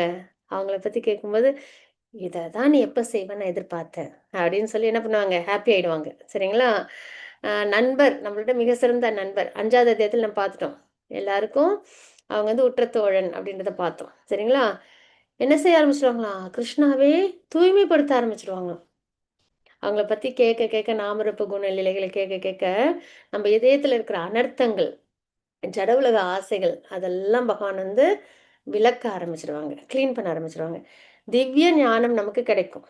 நான் சரீரமல்ல ஆத்மா, பகவான் யாரு? நான் பகவானுக்கு நித்திய சேவகன். இந்த மாதிரி ஞானத்தை நம்ம அடைஞ்சிருவோம். பக்தி தொண்டுல நம்ம நிலை பெறுவோம். பக்தி சேவையில நம்மளை ஈடுபடுத்திப்போம். சரிங்களா? இந்த ரஜோகுணம் தமோகுணம் இதெல்லாம் இருக்கு இல்லையா? அதெல்லாம் நம்ம கிட்ட நெருங்காது. அறியாமை இதெல்லாம் நம்ம கிட்ட நெருங்காது. எப்போ? பகவானை பத்தி கேட்க ஆரம்பிக்கும் போது. சுத்த சத்துவத்துல நிலை பெறுவோம். சரிங்களா? சுத்த சத்துவன்றது ரஜகுணம், தமகுணமே இல்லாம இருக்கிற தூய்மையான சத்துவ நிலை. அது சாத்வீக குணம், சுத்த சத்தம். அது வந்து அப்போ வந்து கிருஷ்ணா கான்ஷியஸ்னஸ்ல இருக்கும்போது மட்டும்தான் அந்த குணம் வந்துட்டு நம்ம கிட்ட இருக்கும். சரிங்களா? இப்ப நம்ம ஒருத்தவங்க கஷ்டப்படுறாங்கன்னு உதவி செய்யறோம்னா, அது வந்து சாத்வீக குணம். அதே வந்து ஒருத்தவங்க கிட்ட நம்ம சுயநலமா நான் வாழ்ந்தா போதும், அவங்களாம் இப்படி பண்ணா எனக்கு என்ன அப்படின்னு நினைச்சோம்னா, அது ரஜோகுணம். நான் நல்லா எனக்கு இருக்கணும் அப்படின்னு. அடுத்தவனுக்கு எடுத்தாவது நான் வாழணும்னு ஆசைப்பட்டு அது தமோகுணம். சரிங்களா? அந்த சுத்த சத்துவகுணம்ன்றது கிருஷ்ணருக்கு பக்தி பண்றோம் பாருங்களேன், அந்த நிலை தான் சுத்த சத்துவகுணம் அப்படின்னு சொல்லுவாங்க. அதுல ரஜகுணம், தமகுணம்லாம் ஒரு துளி கூட இருக்காது. அப்பன்னா பகவான் எவ்வளோ பியூர்ன்னு பார்த்துக்கோங்க. இல்லையா? ஜடப்பற்று என்னும் கடினமான முடிச்சை. இந்த ஜடப்பற்றுன்றது ரொம்ப ஒரு ஸ்ட்ராங்கான ஒரு பாண்ட். சரிங்களா? நமக்கு கடினமான முடிச்சு. எவ்வளவுதான் நம்ம கிருஷ்ண பக்தியில நம்மள கொண்டு வந்துட்டாலும், குழந்தைங்களுக்கு ஒண்ணுன்னா உடனே நம்ம என்ன ஆயிடுவோம்? டிவியேட் ஆயிடும். சரிங்களா? இருக்கறதுல ரொம்ப பெரிய ஒரு ஸ்ட்ராங்கான முடிச்சுன்னா, குழந்தைங்க மேல இருக்கிற பற்றுதல் தான். சரிங்களா? பொதுவா. எல்லா உயிரினங்களுக்கும், மனிதர்களுக்கு மட்டும் இல்ல. எல்லா பிறவிகளும். எந்த ஒரு உயிரினத்தோட குழந்தைய போய் நம்ம சீண்டுனாலும், அதோட அம்மா சும்மா விடாது. இல்லையா? ஸோ அந்த வகையில குழந்தைங்க மேல இருக்கிற அந்த பற்று, அதெல்லாம் வந்து ரொம்ப அதிகமான அட்டாச்மெண்ட்டா இருக்கும்ல. அப்ப இந்த ஜடப்பற்று அப்படின்ற அந்த கடினமான முடிச்சு அவிழ்க்கிறதே சிரமம். பார்த்தா ரொம்ப ரினவுன்ஸ்டா இருக்கிற மாரி இருப்போம். கிருஷ்ணா மட்டும்தான். நான் ரொம்ப கரெக்ட்டா இருக்கேன் அப்படின்ற மாரி இருப்போம். ஆனா ஏதாவது ஒரு ஃபேமிலி ஒரு டிஸ்டர்பன்ஸ் வந்துச்சுன்னா, அடுத்த நிமிஷம் டைவர்ட் ஆயிடுவோம். சரிங்களா? அப்படிப்பட்டது அந்த அட்டாச்மென்ட். ஜடப்பற்று. அதை வந்து என்ன பண்ண முடியும் நம்மளால? அதுலேருந்து வெளியில் வர முடியும். எப்போ? கிருஷ்ண பக்தியில் இருக்கும்போது. இறை விஞ்ஞானத்தை புரிந்து கொள்ள முடியும். பகவான் ரிலேஷேஷன் நம்மளால அண்டர்ஸ்டாண்ட் பண்ண முடியும். சரிங்களா? ஸோ இதெல்லாம் தான் வந்து நம்ம வந்து கேட்கறதுனால அடையக்கூடிய நன்மைகள். பகவானை உணர்ந்து பக்தி பண்ணுவோம். எப்போ? கேட்க ஆரம்பிக்கும் போது ஜடப்பற்று நம்மளை விட்டு விலகும். அதுக்கப்புறம் ஜட அனர்த்தங்கள் இருக்குல்ல, துன்பங்கள், ரஜகுணம் தமகுணம் சார்ந்த விஷயங்கள், அதெல்லாம் நம்மளை விட்டு விலகும். அப்ப கேட்கறதுனால எவ்வளவு நன்மைகள் அப்படின்றத நம்ம பார்க்குறோம். சரிங்களா? கண்டிப்பா போப்பட்ட அவசியம் எல்லாரும் வாசிச்சு பாடுங்க. 1வது ஸ்லோகத்துது எல்லா ஸ்லோகக்குமே வாசிக்கணும். முக்கியமா ஃபர்ஸ்ட் ஸ்லோகத்துல பாத்தீங்கன்னா ரொம்ப அழகா கேட்கறதுனால என்ன நன்மைகள் அப்படின்னு நம்ம பார்ப்போம். 7.2 ஸ்லோகத்துல தற்போது சாதாரண அறிவையும் தெய்வீக அறிவையும் நான் உனக்கு முழுமையாக அறிவிக்கின்றேன். இந்த அத்தியாயத்துல சாதாரண அறிவுனா ஜட ஜட சார்ந்த விஷயங்கள், தெய்வீக அறிவுனா ஆன்மீகம் சார்ந்த விஷயங்கள், இதை பத்தின விஷயங்கள் நான் உனக்கு சொல்றேன் அப்படின்றத பகவான் சொல்றாங்க. இதனை அறிந்த பின் நீ அறிய வேண்டியது எதுவும் இருக்காது. ஏன்னா 2 விஷயம்தான், ஒன்று ஆன்மீகம், இன்னொன்று ஜட விஷயம். இதை 2 பத்தியும் பகவான் நமக்கு சொல்ல போறாங்க. இது 2 பத்தியும் தெரிஞ்சுக்கிட்டோம்னா இது தாண்டி வேற ஏதாவது இருக்கானா? கிடையாது. 2 கேட்டகரிஸ் தான், ஒன்று ஆன்மீகம் இல்லைன்னா ஜடம். சரிங்களா? ஒன்று கிருஷ்ண பக்தியில ப்ராக்ரஸ் ஆகும், இல்லைன்னா ஜட வாழ்க்கையில ப்ராக்ரஸ் ஆகும். 2 விஷயம்தான். இப்போ வந்து பகவான் சொல்ல போற இந்த அறிவுரைகள் இந்த ஜட விஷயத்தை பத்தியும் ஆன்மீக விஷயத்தை பத்தி நம்மளுக்கு கொடுக்குறாங்க. இதை தெரிஞ்சுக்கிட்டதுக்கு அப்புறம் நம்மளுக்கு வேற எதுவும் தெரிஞ்சுக்கிறதுக்கு இருக்காது. முழுமையான, அதனால தான் இந்த அத்தியாயத்தோட தலைப்பு முழுமை, அப்சல்யூட் ட்ரூத் இல்லைங்களா? முழுமையான அறிவு. பகவானை பத்தி நம்ம அனைத்தையும் நல்லபடியாக நம்ம தெரிஞ்சுப்போம் அப்படின்றத ஞான விஞ்ஞான யோகம் அப்படின்றத நம்ம பார்க்குறோம். சரிங்களா? 3rd ஸ்லோகம். ஆயிரம் மனிதர்களில் யாரேனும் ஒருவன் பக்குவமடைய முயற்சி செய்யலாம். அவ்வாறு பக்குவமடைவர்களில் கூட யாரேனும் ஒருவனே என்னை உண்மையாக அறிகின்றான் அப்படின்றத நம்ம இங்க பார்க்குறோம். இந்த மாதிரி ஆன்மீகத்துக்கு நிறைய பேர் வருவாங்க. நம்ம கிளாஸ்ல எல்லாம் கூட பார்த்தீங்கன்னா இது 61வது பேட்ச். சரிங்களா? எவ்வளோ பேர் லாகின் பண்ணி இப்போ பிரபுஜி சொன்ன மாதிரி கோவிட்ல எல்லாம் பார்த்தோன்னா 3 PM நம்ம பார்த்தோன்னா 5 வாட்ஸ்அப் குரூப் இருக்கும். கிட்டத்தட்ட 400 500 டிவோட்டிஸ் வந்து ஜாயின் பண்ணியிருப்பாங்க ஒரு பேட்சுக்கு. சரிங்களா? அப்படிலாம் இருந்தது அப்போ ஆரம்பத்தில். அப்புறம் பார்த்தீங்கன்னா அதில் எத்தனை பேர் இப்போ வந்து கடைசி வரைக்கும் நின்றுருக்காங்க பகவானை பக்தி பண்ணுறதுல இருக்கட்டும், குருவை ஸ்வீகரிக்கிறதுல இருக்கட்டும். சரிங்களா? அதில் எத்தனை பேர் வந்து நிற்காங்கன்னா ரொம்ப கம்மியான பேர் தான். சரிங்களா? வந்தது எவ்வளவோ பேர், 61வது பேட்ச்னா எவ்வளோ பேர் வந்திருப்பாங்க. ஒரு எக்ஸாம்பிளுக்கு நம்ம இதுலேயே பார்க்கலாம். அதில் எத்தனை பேர் வந்து கடைசி வரைக்கும் அதில் நின்று பக்தியில் ஸ்திரமாக வர சேலஞ்சஸ் எல்லாம் ஓவர் கம் பண்ணி குருவை ஸ்வீகரித்து கரெக்டாக அந்த சிஸ்டம் சண்டிங் ஃபார் ரெகுலேட்டிவ் பிரின்சிபல்ஸ்லாம் ஃபாலோ பண்ணி தன்னோட வாழ்க்கையை பர்ஃபெக்ஷன் கொண்டு வந்திருக்காங்கன்னு பார்த்தீங்கன்னா ரொம்ப கம்மி பேர். சரிங்களா? ஸோ அது மாதிரி தான் ஆயிரம் மனிதர்களில் நிறையா பேர் பக்குவம் அடைய முயற்சி செய்வாங்க. சரியா? அதில் நமக்கு ஒரு நல்ல விஷயம் என்னன்னா, வேற எங்கெங்கேயோ போய் நம்ம வந்து தப்பான வழியில போய் நம்ம வந்து மாட்டிக்காம, நல்ல பானஃபைட் பரம்பரையில கிருஷ்ண பக்தியில வந்தோமே, அதுவே வந்து ஒரு பெரிய அனுகிரகம். சரிங்களா? ஸோ அந்த வகையில பக்குவம் அடையறதுக்கு முயற்சி பண்ண நிறைய பேருக்கு ஆன்மீகத்துல விருப்பம் இருக்கும். ஏன்னா இருக்கிற டென்ஷன் அப்படி. ஜட உலகத்துல அவ்வளோ ப்ரெஷர். அதனால நிறைய பேர் ஆன்மீகத்துக்கு வருவாங்க. ஆனால் அதுல வந்து யாராவது கொஞ்சம் பேர் தான் பக்குவம் அடைய முயற்சி செய்வாங்க. அவ்வாறு பக்குவம் அடைந்தவர்கள் கூட யாரேனும் ஒருவனே என்னை உண்மையாக அறிகின்றான். நிறைய பேர் வந்து பக்குவம் அடைய முயற்சி பண்ணாலும் அதுல ஒரு சிலவங்க தான் என்ன பண்றாங்க, பகவானை பத்தி உண்மையா தெரிஞ்சுக்கிறாங்க, பகவான் ரியலைசேஷன்ல பக்தி மார்க்கத்துக்கு வராங்க அப்படின்றத நம்ம பார்க்குறோம். சரிங்களா? இதுதான் வந்து இந்த ஃபர்ஸ்ட் 1 2 3 ஸ்லோகங்கள். இப்போ நம்ம 4th ஸ்லோகத்திலேருந்து பார்க்குறோம். 3 எனர்ஜி பத்தி பார்ப்போம். சரிங்களா? பகவான் அவங்க கிட்ட இருந்து 3 விதமான எனர்ஜி வெளியில வருது. சரிங்களா? பகவான் தான் எனர்ஜியோட சோர்ஸ், பவர் ஹவுஸ். அவங்க கிட்ட இருந்து எனர்ஜிஸ் வருது. அந்த எனர்ஜிஸ் சக்திகள் எப்படி வருது அப்படின்னா 3 விதமா வருது. ஒண்ணு வந்து ஜட சக்தி. சரிங்களா? இன்னொன்னு வந்து ஆன்மீக சக்தி. ம்.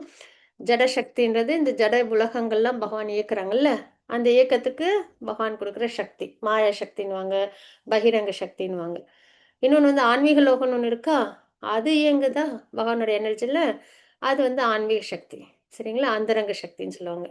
இதுக்கு நடுவுல ஒரு சக்தி இருக்கு. அது என்னன்னா, ததாஸ்த சக்தின்னு சொல்லுவாங்க. அது என்னன்னா, நடுநிலையில இருக்கும். ஆன்மீகமும் இருக்கும், பௌதீகமும் இருக்கும். நம்ப தான் அது. சரிங்களா? ஆன்மீக உலகங்கள்லாம் பகவான் இயக்குறாங்க, அதெல்லாம் ஆன்மீக சக்தி. ஜட உலகங்கள்லாம் பகவான் இயக்குறாங்க, அது ஜட சக்தி. மாயா சக்தி, அது வந்து யோக மாயா சக்தி. சரிங்களா? இந்த நடுவுல ஒண்ணு இருக்கும். அதுதான் வந்து ததாஸ்த சக்தி. அதுதான் லிவிங் என்டிட்டீஸ் நம்பலாம். நம்ம கிட்ட பார்த்தீங்கன்னா, ஆத்மா வந்து பகவானோட ஆன்மீக சக்தி. சரீரம் பகவானோட ஜட சக்தி. ஸோ நம்ம 2மே கலந்திருப்போம். நம்ம கிட்ட ஆத்மா இருக்கா? கண்டிப்பா நம்மள உயிரோட இருக்கும். ஆத்மா. அது ஆன்மீக சக்தி. என்னைக்கும் அது வந்து கலங்கமே ஆகாது. ஆனா நம்மகிட்ட சரீரம் இருக்குல்ல, இந்த சூக்ஷ்ம சரீரம், ஸ்தூல சரீரம். அதெல்லாம் வந்து ஜட சக்தியால ஆனது. 2மே இருக்கும். அதனால தான் நம்ம வந்து ஜட விஷயங்கள்லயும் ஈடுபாடோட இருப்போம். ஆன்மீகத்திலயும் ஈடுபாடோட இருப்போம். நல்லா சாமியும் கும்பிடுவோம். இந்த பக்கம் நல்லா சென்ஸ் கிராட்டிஃபிகேஷனும் பண்ணுவோம். ஏன்னா 2 சக்தியும் கலந்திருக்கு. இதுல நம்ம தான் என்ன பண்ணணும்? ஜடத்திலேருந்து ஆன்மீகத்துக்கு நம்மள உயர்த்திக்கணும். சரிங்களா? ஸோ இப்ப என்னன்னா, பகவானுக்கு 3 சக்தி இருக்கு. அதுல ஜட சக்திய பத்தி இந்த ஸ்லோகத்துல பகவான் சொல்றாங்க. சரிங்களா? எதால ஆனது அப்படின்றத பார்க்குறோம். பொதுவா 24 எலிமெண்ட்ஸால ஆனதுன்னு வந்து நம்ம 13 சாப்டர்ல படிப்போம். இப்ப வந்து எப்படி ஒரு சின்ன குழந்தைக்கு ஃபர்ஸ்ட் டைம் ஜட சக்திய பத்தி சொல்லும்போது, ஒரு குழந்தைக்கு என்ன பண்ணுவோம்? ஏபிசிடி சொல்லி தருவோம்ல ஃபர்ஸ்ட்டு. அப்புறம் தான் சென்டென்ஸ், பேராகிராஃப்லாம். அது மாரி 24 விஷயங்கள கொண்டது ஜடசக்தி. ஆனா, இப்ப நமக்கு குடுக்குறது 8 எலிமெண்ட்ஸ். சரிங்களா? அது என்னென்னன்னு சொல்றாங்க பகவான். பஞ்சபூதங்கள். நிலம், நீர், நெருப்பு, காற்று, ஆகாயம். அது வந்து நம்மளோட இந்த ஸ்தூல சரீரம். நம்மலாம் பார்க்குறோம்ல. இந்த சரீரம் வந்து எதால ஆயிருக்கு? நிலம், நீர், நெருப்பு, காற்று, ஆகாயத்தால ஆயிருக்கு. அதுக்குள்ளார ஒரு சூக்ஷ்ம சக்தி இருக்கும். அது என்ன? மனம், புத்தி, அகங்காரம் அப்படின்றத பார்க்குறோம். சரிங்களா? ஸோ நமக்கு 3 லேயர் இருக்கு. ஒண்ணு சோல், அது மேல சூக்ஷ்ம சக்தி இருக்கும். அது மனம், புத்தி, அகங்காரத்தால ஆயிருக்கும். அகங்காரம்னா ஃபால்ஸ் ஈகோ. நான் எனதுன்னு இருப்போம். சரிங்களா? அது. மனம், புத்தி. அதுக்கு மேல நம்மகிட்ட இருக்கிற இந்த சரீரம் இருக்கு இல்லையா? அது வந்து கிராஸ் பாடின்னு சொல்லுவாங்க. அது வந்து நிலம், நீர், நெருப்பு, காற்று, ஆகாயத்தினால ஆயிருக்கு. ஸோ 3 லேயர் இருக்கு. ஆத்மாவ தவிர்த்து இந்த சூக்ஷ்ம சரீரமும், ஸ்தூல சரீரமும் இருக்குல்ல, இது 2மே ஜட சக்தி. பகவானோட பிரிந்த ஜட சக்திகள் அப்படின்னு பார்க்கிறோம். இந்த 8ம் சேர்ந்தே எனது பிரிந்த ஜட சக்தி. பகவானோட எக்ஸ்டர்னல் எனர்ஜி. சரிங்களா? பகிரங்க சக்தி அப்படின்றத நம்ம பார்க்கிறோம். அதுக்கப்புறம் இதுதான் நான் இதெல்லாம் ஏன் காமிக்கலன்னா, நம்ம என்ன படிக்கிறோமோ அதான் இதுல இருக்கும். சரிங்களா? மேக்ஸிமம். ஸ்தூல சரீரம்ன்றது பஞ்சபூதங்கள், சூக்ஷ்ம சரீரம்ன்றது மனம், புத்தி, அகங்காரம். 5வது ஸ்லோகத்துல பகவான் என்ன சொல்லியிருக்காங்கன்னா, பலம் பொருந்திய புயங்களை உடைய அர்ஜுனா, இதற்கு அப்பால் இந்த ஜட சக்தி நம்ம படிச்சோம் இல்லையா? இந்த ஜட சக்திக்கும் மேல, அப்பால் என்னுடைய உயர்ந்த சக்தி ஒன்று உள்ளது அப்படின்றத பகவான் சொல்றாங்க. சரிங்களா? இந்த ஜட சக்தியோட உயர்ந்த சக்தி ஒண்ணு இருக்கு. இதுக்கு மேல ஒரு உயர்ந்த சக்தி இருக்கு. இந்த தாழ்ந்த ஜட இயற்கையினை, இந்த ஜட இயற்கை இருக்கு இல்லையா?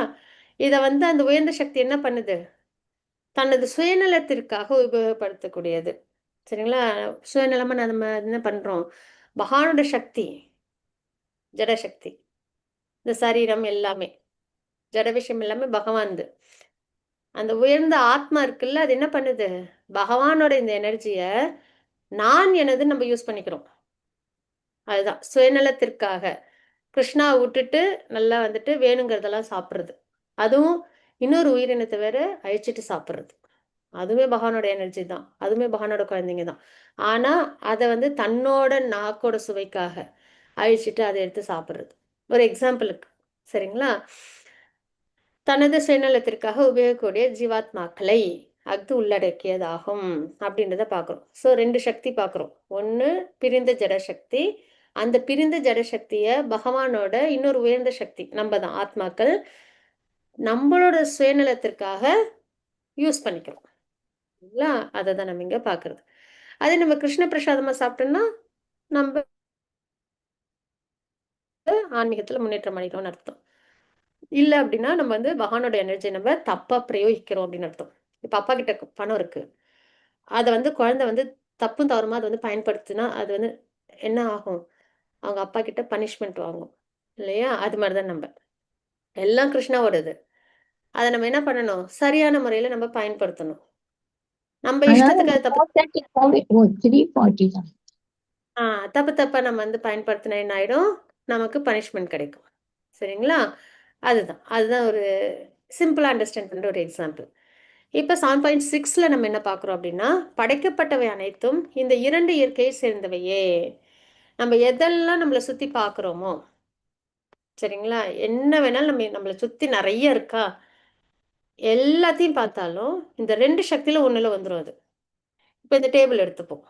அது ஜடசக்தி. இப்ப என்னைய எடுத்துக்கிறேன். நான் வந்து அதோட உயர்ந்த, அதாவது ஆத்மா இல்லையா?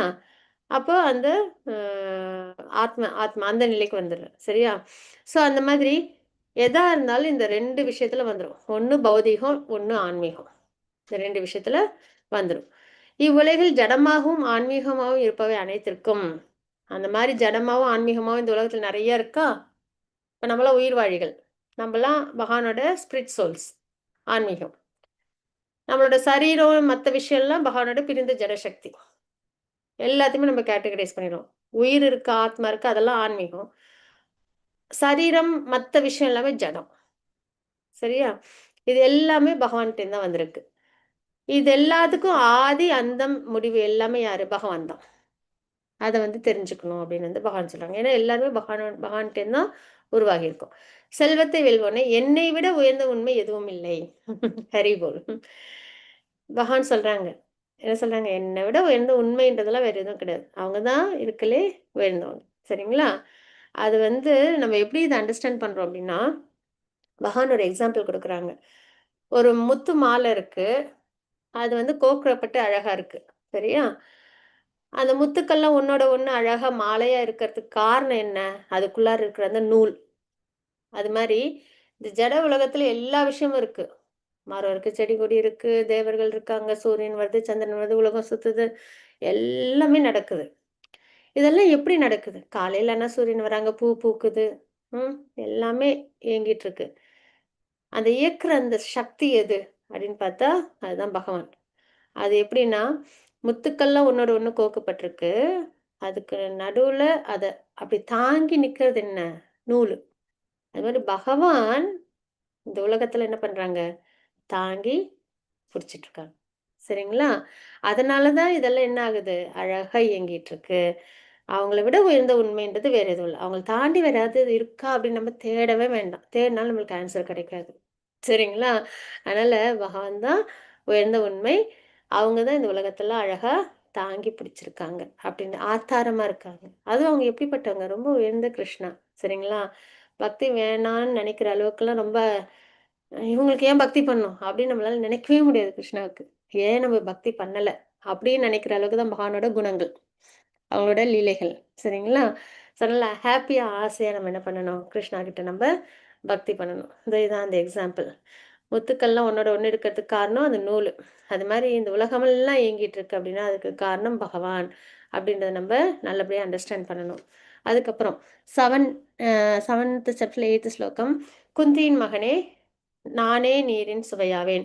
அப்ப எல்லாத்துலயும் எப்படி அவங்க ஊடுருவி இருக்காங்க? அப்படின்றத இதுல வேற ஸ்லோகத்துல சொல்றாங்க. 7th சாப்டர்ல சொல்லுவாங்க, 10த்ல சொல்லுவாங்க, 9த்லயும் சொல்லுவாங்க. 7th chapter, 9th chapter, 10th சாப்டர்ல எல்லாத்துலயும் அவங்க எப்படி ஊடுருவி இருக்காங்க அப்படின்றத பார்ப்போம். ரொம்ப அழகா இருக்கும் ஸ்லோகங்கள்லாம். ஆசையா படிக்கலாம். சரிங்களா? ஹேப்பியா. ஸோ இப்போ நம்ம கேட்போம்ல அடுத்தது. சரி, இதுல நம்மளுக்கு நூல் தெரியல. மேல முத்துக்கள் தான் தெரியுது. அது மாரி இப்ப பகவான் வந்து எல்லாத்துலயும் ஊடுருவிருக்காங்கன்னா, எப்படி அவங்க அதுலலாம் இருக்காங்க? அப்படின்னு. ஏன்னா இதுல நம்ம நூலுன்றது தெரியுது. சரியா? அதெல்லாம் கோத்துட்டு இருக்கிறதுக்குள்ளார ஒரு நூல் இருக்குன்னு. ஆனா பகவான் எல்லாத்துலயும் எப்படி இருக்காங்க? அப்படின்றது. சரிங்களா? இது தெரிஞ்சுக்கும்போது தான் எல்லாத்துலயும் நம்மளால பகவான பார்க்க முடியும். சரிங்களா? அந்த வகையில நீரின் சுவை. நம்ம தண்ணி குடிக்கிறோம் தாகத்துல. அப்படியே இதமா இனிமையா இருக்கும். அந்த சுவை யாரு? கிருஷ்ணா. சரிங்களா? சூரியன், சந்திரன்கள்ல ஒளி. சூரியன் வராங்க. சூரியனுக்கு எப்படி அந்த வெளிச்சம் கிடைக்குது? அப்படின்னா, பகவானோட தேஜஸ் எப்பயும் அதிகமாயிட்டே இருக்குமாம். பகவானோட அந்த ஒளி, அவங்க உடம்புல இருக்கிற அந்த ஜோதி, தேஜஸ் அது வந்து அதிகமாயிட்டே இருக்கும். அந்த ஒளியிலே சூரியன்ல வந்து சூரியன்ட்டேருந்து நமக்கு வருது. சரிங்களா? அப்போ சூரியன்ல நமக்கு ஒளி கிடைக்குது அப்படின்னா நம்ம பார்க்குறோம்ல, அப்போ அது பகவான். நிலாவிலேருந்து ஒளி வருது, அதை பார்க்குறோமா, அது பகவான். சரிங்களா? ஸோ அப்போனா சூரியன் சந்திரனில் ஒளியை நம்ம பார்க்குறோம் இல்லையா, நம்ம யாரை பார்க்குறோம்? அந்த முத்துக்குள்ளார் நூல் இருக்குல்ல, அந்த மாதிரி அந்த சூரியன் சந்திரன் ஒளியில் பகவான் இருக்காங்க, அந்த ஒளியா. வேத மந்திரங்கள் பிரணவ ஒளி, வேதத்தில் வந்து ஓம்காரம், அது பகவானை ரெப்ரசன்ட் பண்ணுது. ஆகாயத்தில் சப்தம், ஏதாவது சத்தம் கேட்டால் அதில் யார் நம்மளால உணர முடியுது? பகவானை உணர முடியுது. மனிதரில் திறமையாக, சரிங்களா, நம்மளாம் இருக்கோம். ஒவ்வொருத்தவங்களுக்கும் ஒவ்வொரு திறமை இருக்கும். திறமை இல்லாத மனிதன் கிடையவே கிடையாது. எல்லா மனிதர்கள்கிட்டையும் ஏதோ ஒரு திறமை கண்டிப்பாக இருக்கும். சிலவங்க நல்லா வரைவாங்க, சிலவங்க நல்லா சமைப்பாங்க, சிலவங்க நல்லா பேசுவாங்க, சிலவங்க நல்லா ஸ்போர்ட்ஸில் இருப்பாங்க. ஏதோ ஒரு திறமை இருக்கும் இல்லைங்களா? அந்த திறமை, அந்த ஒரு ஒரு மனுஷன்ட்டு இருக்கிற திறமையா யார் இருக்கா? பகவான். சரிங்களா? அதுதான். அப்போ மனிதனை பார்த்தாலும் அவங்களுக்குள்ளார திறமையா இருக்கிறது பகவான். சூரியன் சந்திரனை பார்த்தா அவங்களுக்குள்ளார இருக்கிற அந்த ஒளி பகவான். அதே மாதிரி ஏதாவது சப்தம் கேட்டுச்சுன்னா அந்த சப்தத்தோட ஆதாரமா பகவான். வேதத்துல ஓம்காரமா பகவான். ஏன்னா எல்லாத்துலயும் தண்ணி குடிக்கும்போது கிருஷ்ணா, தண்ணி குடிக்கும்போது கிருஷ்ணன் ஞாபகம் வரணும். நீதான் கிருஷ்ணா இருக்க அப்படின்ட்டு. சரியா? ஸோ அதனால எல்லாத்தையும் நம்ம பார்க்கும்போது என்ன ஆகும்? நம்மளுக்கு பகவானே நம்மளால உணர முடியும். எப்படி? முத்துக்குள் நூல், முத்து மாலையில் நூல் இருக்கிற மாதிரி எல்லாத்துலயும் பகவான் இருக்காங்க அப்படின்றத நம்மளால என்ன பண்ண முடியும்? அழகா உணர முடியும். அதுக்கான பிக்சர் தான் இது. அப்புறம் நிலத்தின் மூலம் நறுமணம் ஆகும். நறுமணம் அதாவது இந்த மண் வாசனைன்னு சொல்லுவாங்கல்ல அது. நெருப்பில் உள்ள வெப்பம், நெருப்புனாலே ஒரு வெப்பம் இருக்குல்ல, அந்த வெப்பம் வந்து யாரு? பகவான். உயிரினங்கள்ல உள்ள உயிர், ஒரு விதைய எடுக்கிறோம், அதுல தண்ணியை ஊத்துறோம், என்ன ஆகுது? அப்படியே அதுலேருந்து ஒரு செடி வருது, அந்த உயிர் பகவான். தவம் புரிகிற அந்த தவ தபஸ்வி இல்ல, அவங்ககிட்ட இருக்கிற அந்த தவம் வந்து பகவான். சரிங்களா? ஸோ அழகா இதெல்லாம் யார் சொல்றது? கிருஷ்ணாவே சொல்றாங்க. எல்லார்கிட்டயும் நான் இப்படி இப்படிலாம் இருக்கேன், எல்லாத்துலயும் நான் இப்படிலாம் ஊடுருவி இருக்கேன் அப்படின்றத சொல்றாங்க. பிரித்தாவின் மகனே, எல்லா உயிரினங்களின் மூல விதையும், புத்திசாலிகள் கிட்ட இருக்கிற அந்த புத்தி, பலசாலிகள் கிட்ட இருக்கிற அந்த பலம். ஒருத்தவங்க பலசாலி நம்ம சொல்லுவோம், ஏன் சொல்லுவோம்? அவங்க ரொம்ப ஸ்ட்ராங்கா இருப்பாங்க இல்லையா? அந்த பலம், அது பகவான். சிலவங்க அத்தனை அவங்க ரொம்ப இன்டெலிஜென்ட்டா இருக்காங்களே அப்படின்னு சொல்லுவோம். அந்த புத்திசாலிகள் கிட்ட இருக்கிற அந்த புத்தி, அது பகவான் அப்படின்றத நம்ம பார்க்குறோம். சரிங்களா? இதெல்லாம் கிருஷ்ணாவே அழகா அவங்க எப்படிலாம் ஊடுருவிருக்காங்கன்றத நமக்கு சொல்றாங்க. சரிங்களா? பரதர்களின் தலைவா அர்ஜுனன் என்ன சொல்றாங்க? காமமும் பற்றுதலும் அறவே இல்லாத, சரிங்களா, பலசாலிகளின் பலம் நானே. தர்மத்தின் கொள்கைகளுக்கு விரோதம் இல்லாத காமமும் நானே அப்படின்றத நம்ம இங்க பார்க்குறோம். சரிங்களா? ஸோ இதெல்லாம் வந்து பகவான் வந்து எல்லாத்துலேயும், அதாவது வேதிக் கல்ச்சர் படி இருக்கிற அந்த காமம், அது பகவான். அதே மாதிரி பலசாலிகள்கிட்ட இருக்கிற பலம் நான் அப்படின்றத அழகா பகவான் வந்து இதுல குறிப்பிடுறாங்கன்றத பார்க்குறோம். சரிங்களா? அப்ப கிருஷ்ணர் அனைத்திற்கும் மூலம் மட்டுமல்ல, அனைத்திற்கும் காரணம் மற்றும் அடிப்படை அவரே, எல்லாவற்றிற்கும் சாரம் அவரே அப்படின்றத நம்ம தெரிஞ்சுக்கிறோம். இந்த ஸ்லோகங்கள்லாம் என்ன பார்க்குறோம் நம்ம? அவங்க தான் ஆத்தாரம், அவங்களோட உயர்ந்த உண்மை வேற எதுவும் கிடையாது. இங்க பாத்தீங்கன்னா இங்க கிருஷ்ணா இருக்காங்க, ஸ்வயம் கிருஷ்ணா. சரிங்களா? இவங்களுக்கு மேல யார் இருக்கா? இதெல்லாம் படைச்சது கிருஷ்ணானா கிருஷ்ணரை யாரு படைச்சா அப்படின்னு நம்ம கேட்டோம்னா அதுக்கு நம்ம கிட்ட ஆன்சர் கிடையாது. சரிங்களா? ஏன்னா நமக்கு எது வரைக்கும் இருக்கோ அதை நம்ம தெரிஞ்சுக்கணும். கிருஷ்ணா தான் சுப்ரீம். கிருஷ்ணா அந்த இடத்துல நம்ம ஃபிக்ஸ் ஆகிக்கணும். அதுக்கு மேலே நம்ம தேடணும்னா நம்மளுக்கு டைம் வேஸ்ட்டு, நம்ம ஹியூமன் லைஃப் வேஸ்ட்டு, குழப்பம் மட்டும்தான் மிஞ்சும். அதனால இவங்களோட உயர்ந்தவங்க யார் இருந்தால் நமக்கு என்ன? நம்ம கிருஷ்ணா கிட்ட அழகாக பக்தி பண்ணணும். அந்த மனப்பான்மையிலையாவது நம்ம பக்தி பண்ணணும். ஏன்னா நிறைய பேர் கேட்கறது, எல்லாரையும் படிச்சது கிருஷ்ணா, கிருஷ்ணா படிச்சது யார்? இதை கேட்பாங்க. இந்த ஒரு கொஸ்டின் கண்டிப்பாக வந்துடும் மனசுல.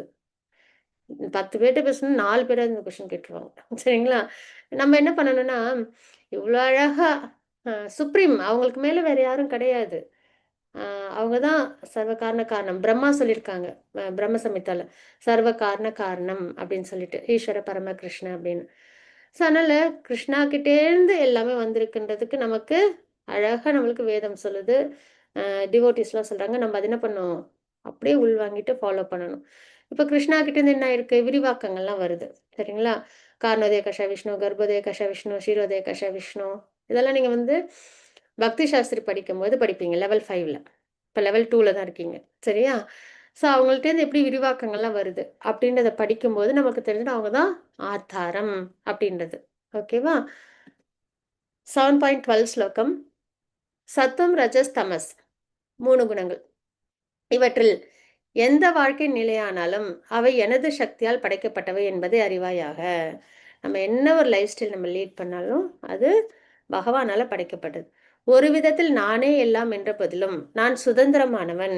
எல்லாத்தையும் பகவான் படைச்சாங்க, ஆனா பகவான் சுதந்திரமானவங்க. அவங்களுக்கு எந்த கட்டுப்பாடும் கிடையாது. இப்போ ஒரு கிங் வந்து என்ன பண்ணுவாங்க, ஒரு பிரிசன் வந்து அவங்க வந்து கட்டுவாங்க, தவறு செய்யறவங்கலாம் அதுல தண்டனை கொடுக்கறதுக்காக. எல்லா ராஜ்யத்திலையுமே ஒரு பிரிசன்றது இருக்கும், சிறைச்சாலைன்றது இருக்கும். சரிங்களா?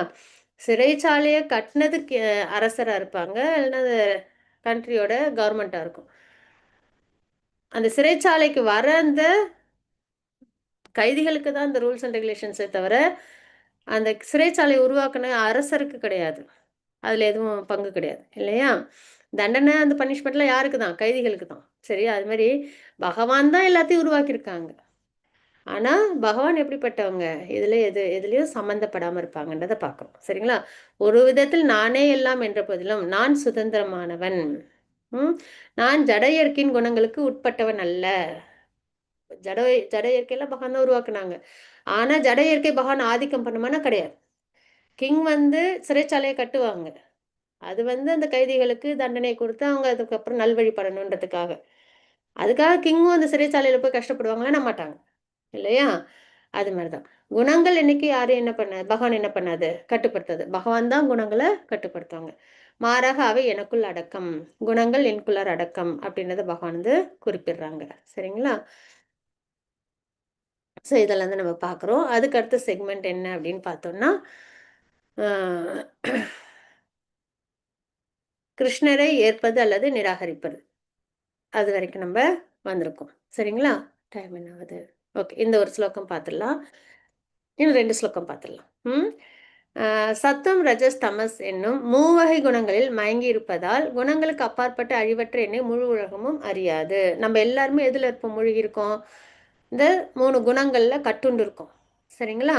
அதுல கட்டுண்டு இருக்கிற வரைக்கும் நம்மளால என்ன பண்ண முடியாது, பகவானை முழுமையா தெரிஞ்சுக்க முடியாது அப்படின்றத நம்ம பார்க்குறோம். சரிங்களா? ஏன் சில மக்கள் கிருஷ்ணரை ஏற்றுக்கொள்வதில்லை?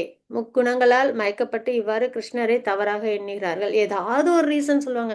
கிருஷ்ண பக்திக்கு வாங்கன்னா ஏதாவது ஒரு ரீசன் சொல்லுவாங்க. எப்படி தெரியும் அவங்க தான் சுப்ரீம்னு? இல்லை நாங்கள் ஏன் அவங்களுக்கும் ஏதாவது ஒரு ரீசன் சொல்லிட்டு இருப்பாங்க. அப்படின்னா அவங்கெல்லாம் என்ன பண்ணுறாங்க, அந்த முக்குணங்களோட தாக்கத்தில் இருக்காங்க, அறியாமையில் இருக்காங்கன்றது தான் அதில் அர்த்தம். சரிங்களா? இதில் வந்து 7.14 ஸ்லோகத்தில் ஜட இயற்கையின் முக்குணங்களால் ஆன எனது இந்த தெய்வீக சக்தியை, இந்த 3 குணங்கள் இருக்குல்ல, சத்துவம் ரஜஸ் தமஸ், கிருஷ்ணா கிட்ட நம்மளை பிரிக்கிற இந்த 3 குணம், இந்த அனர்த்தங்கள், இந்த ரஜஸ் தமஸ் குணம்லாம் என்ன பண்ணும், நம்மள கிருஷ்ணா கிட்ட இருந்து பிரிக்கும். இந்த குணங்கள் இருக்குல்ல, இது வந்து எனது இந்த தெய்வீக சக்தி, அதாவது பகவான், இதுவும் பகவானால உருவாக்கப்பட்டதுனால இது எனது தெய்வீக சக்தி தான், வெல்லுவதற்கு அரியது அப்படின்றத நம்ம எங்க பார்க்குறோம். சரிங்களா? நம்மளால என்ன பண்ண முடியாது, அதை மீறி வெளியில வரவே முடியாது. நல்லா எல்லாரோட கையும் இப்ப என்ன பண்ணப்பட்டிருக்கு, கயிறால கட்டப்பட்டிருக்கு 3 குணங்களால. சரிங்களா? கட்டுண்ட ஆத்மாக்கள். ஆனால் என்னிடம் சரணடைந்தோர் இதனை எளிதில் கடக்கலாம். இதான் ஃபர்ஸ்ட் பகவான் என்ன பண்றாங்க அப்படின்னா, பகவத்கீதையில பக்தி பண்ணா இதுல இருந்து வெளியில வரலாம், பர்த் டெத் லைஃப் சைக்கிள்ல இருந்து வெளியில வரலாம் அப்படின்னு நமக்கு ரகசியத்தை வெளியில கொண்டு வராங்க. சரிங்களா? ஏன்னா நம்ம எல்லாருக்கும் ஏன் இந்த பிறப்பு சோஷியல் இருக்கும் அப்படின்லாம் ஒரு கொஷின் இருந்தது அப்படின்னா, அதுக்குலாம் ஆன்சர் தெரியல அப்படின்னா, இந்த ஸ்லோகத்துல பகவான் ரொம்ப அழகா என்ன சொல்றாங்க, என்கிட்ட யாரு சரணாகதி பண்றாங்களோ அவங்க இந்த வெல்லுவதற்கு அரிதான இந்த ஜட சக்திய, தெய்வீக சக்தி தான், அதுவும் பகவானால் உருவாக்குனது என்ன, பகவானால எது உருவாக்கப்பட்டாலும் அது தெய்வீகமானதுதான். சரிங்களா? அந்த தெய்வீக சக்தியை, வெல்லுவதற்கு அரிதான தெய்வீக சக்திய, ஜட சக்திய எளிதில் கடக்கலாம் அப்படின்னு நம்ம இங்க பார்க்குறோம். சரிங்களா? ஜட சக்தின்றது ஓஷன் ஆஃப் மிஸ்டரிஸ். கடலை வந்து ஒரு நம்மளாலே தாண்ட முடியுமா? எதுவும் சாதனம்லாம் இல்லை, கப்பல் இல்லை, போட் இல்லை, எந்த ஒரு நம்மளுக்கு பவரும் இல்லை, நம்மளால தாண்ட முடியுமா